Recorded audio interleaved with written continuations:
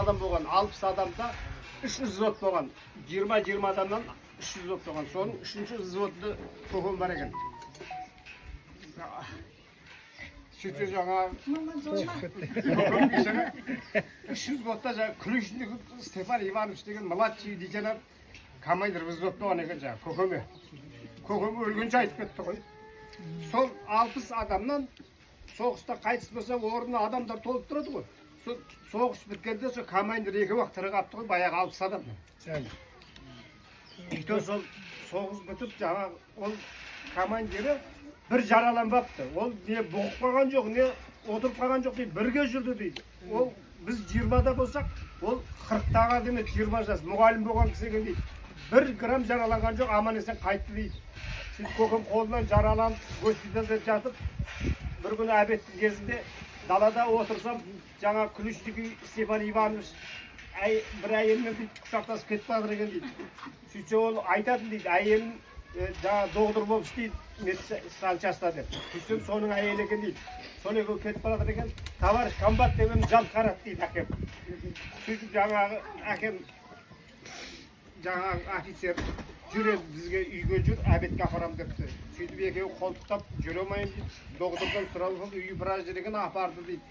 Дереу стол жасады, борыштан бір тәрелгі құйды, бір шеше арақты алды дейді. Сөйтті де үшке бөлді дейді. Жаңа командир, мен соғыста бір татып алған емеспін дейді арақ. Бүгін маған іштеп айтады, болды ғой деп қосып отырып дейді. Енді бір-бірімізді көрмейміз депті. Соғыста аман есен келдік, мынаны іштепті омарып деп.